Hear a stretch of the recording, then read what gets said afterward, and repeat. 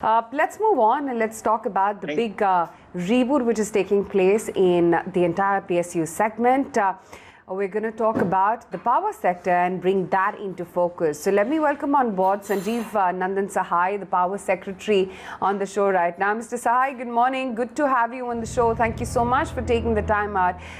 Firstly, let's begin by understanding what have been the key successes that have been made in the power sector, and where is it that you still see lags?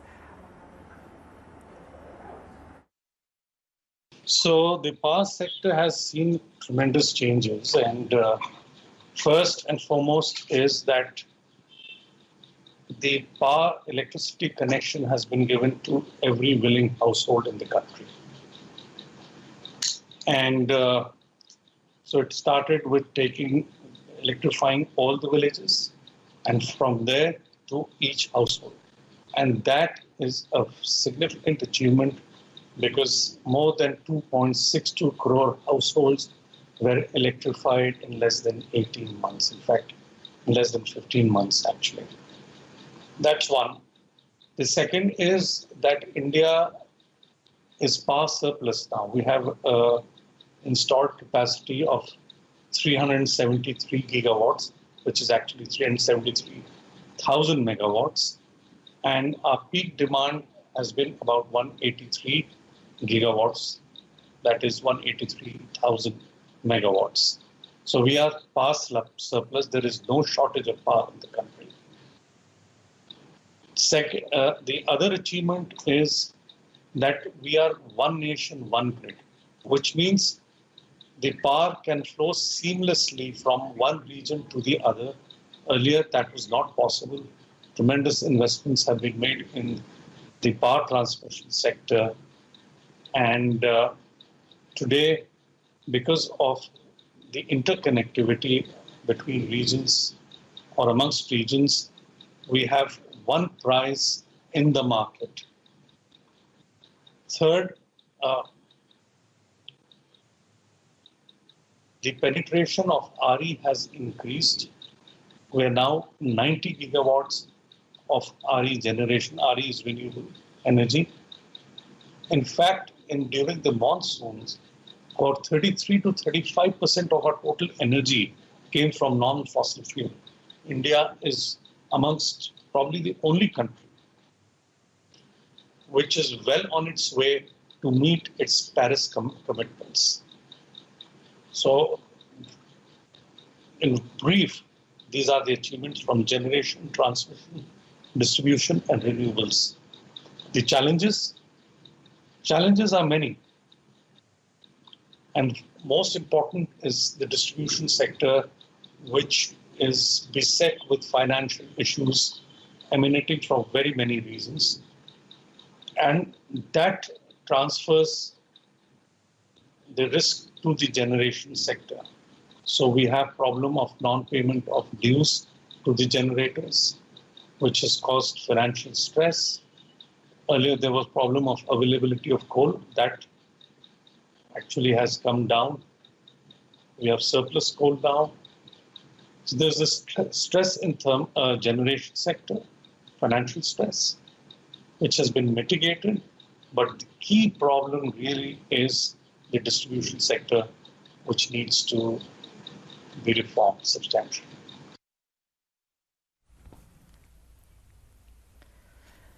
Sure. Mr. Sahai, continued discom losses do remain a bit of a concern, and addressing operational issues, of course, are key as well going forward from a longer-term perspective. Many players have been quite vocal about the call for privatization when it comes to discoms. Where are we in that push? Share with us any developments there. So privatization is one possible solution in solving the discoms problem, or discoms. So, we'll have to be a little nuanced and textured in the way we should analyze this problem. Because there are discoms in Gujarat and Maharashtra who are doing exceptionally well. They are government discoms. And there are discoms in the government sector which are not doing well. Private discoms, for certain reasons, did fail in Orissa. I would not say it is because of privatization, but maybe the way the privatization was structured. So privatization of discom is one of the ways of solving the problem. And having considered that it is possible that the private sector efficiency would be good for the discoms, as a demonstration, we have decided to privatize the distribution companies or departments in the union territories. So the RFP for privatization of Chandigarh distribution is out. It came out on 10th November actually, 11th November.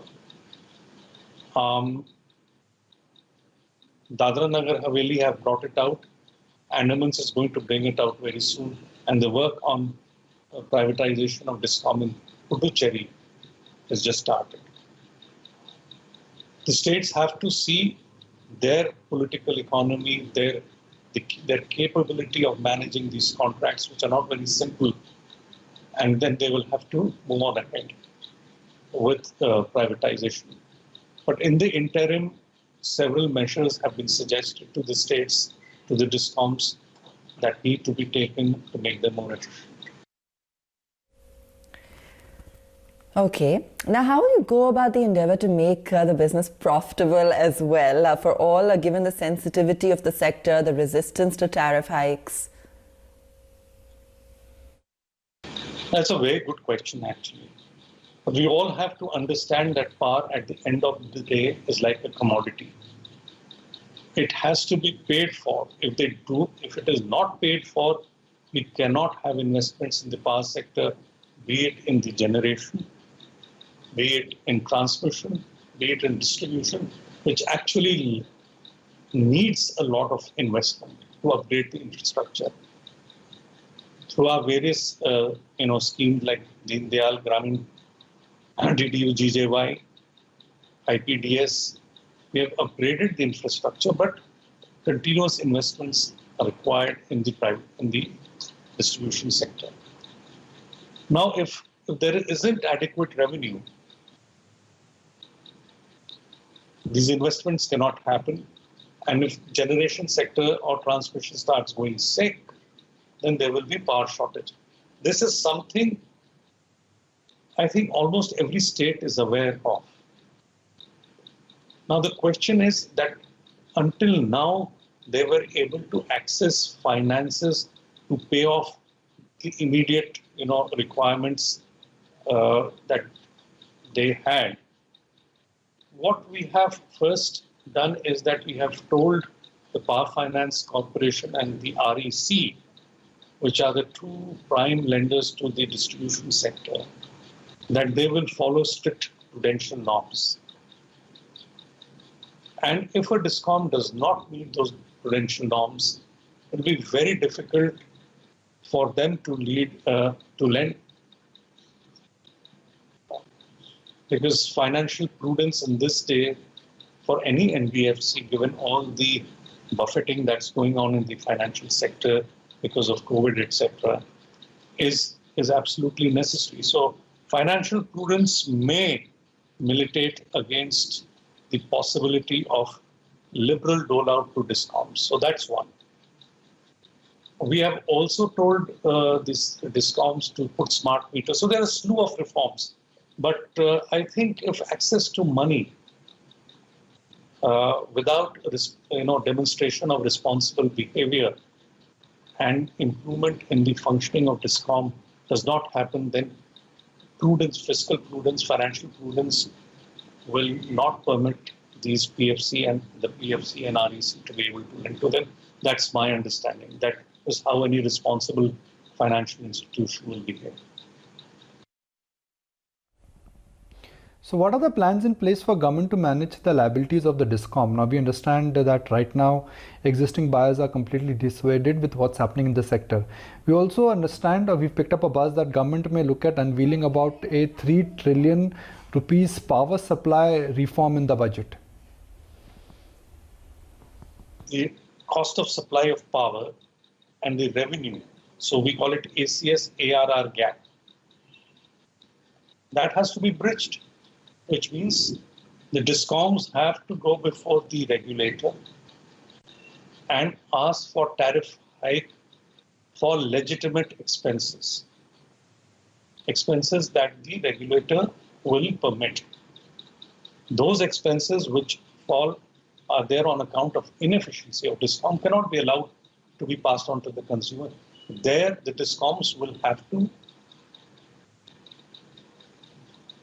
take steps necessary to remove those holes and inefficiency that they have. For example, their billing efficiency has to improve. The collection efficiency, if you're going to buy power and not bill, you're going to bill and not collect,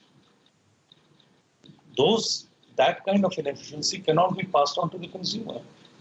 So what we have suggested is that discoms must move to smart prepaid metering, which means the consumer has the choice to load as much money as the consumer wants, use what is there like a prepaid mobile, and then top it up.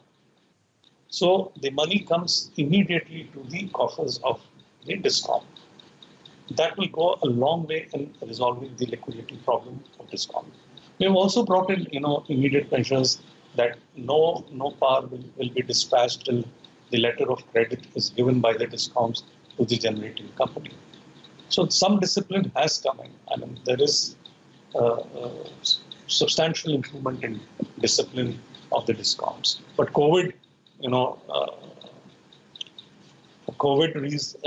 the disruption that happened, we have had to rearrange some of the milestones.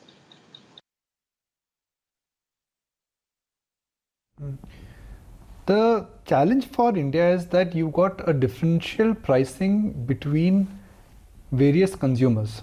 For farmers, electricity is free, the industrial rate is very high.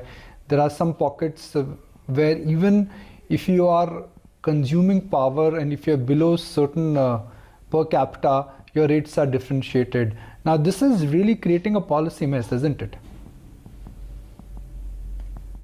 So one single rate for the entire nation is not possible because different areas have their own particularities. In some places which are close to pithead power plants, which have more industries, the cost of power will be different, which is far more urbanized. There are areas which are largely rural, where electricity has to be transmitted over longer distances. The costs will be different. Then there are different ages of power plants. There are different technologies. So the price cannot be one for the entire country. There are different discoms with their different costs of capital, efficiencies. I've given you the reasons why there cannot be a unified rate for power in the entire country, as it is nowhere in the world. Different distribution companies all over the world have their own rates. But the fact that there are segmented rates, that there are certain sections of society which get access to subsidized power. There are some people who pay cross-subsidy charges. That is a phenomenon which we have seen. It's not particular to power sector. We're trying to limit it through the tariff policy to a certain acceptable level, but it is there everywhere. It's there in the railways. Cross-subsidy is, through the freight for the passenger train, etc. So cross-subsidy to bring access to some amount of what is considered an essential good, that is a prevalent practice. But we are going to limit the uncapped part of cross-subsidy. So the cross-subsidy has to be such that it does not cast such a burden on certain sectors that they become unviable. So a certain capping will be done and a trajectory given to bring it down to a particular level.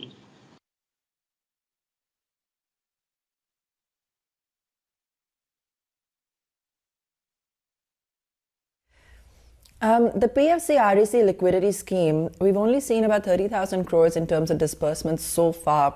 despite a much higher sanction amount actually, that's about 1 to 2 lakh crores. So what's the status on that front? So the Aatmanirbhar package for liquidity infusion was 90,000 crore, of which about 34,500 crore was released day before yesterday. I believe yesterday about 8 to 10,000 crore must have been released or by this afternoon. You see, there are certain preconditions to release of the monies, and there were very simple conditions. One was that there should be smart prepaid meter in government departments, that there should be possibility of payment electronically to the discoms, that self-assess, reading of meters should be possible, etc. So there are some very simple conditions. Some of the states were slow in meeting these conditions, and so those states that have now met, the monies have been released. As far as, so I should think that very soon we will cover about 45,000 crore, which is the first tranche. Okay, now the RBI has a draft bill on NBFCs as well as on dividend distribution restrictions. Have you had a chance to look through those recommendations? Any implications of this? Will there be easing norms for REC, for PFC? No, we are examining it. We have not formed an opinion as yet. So I'm unable to respond to this question.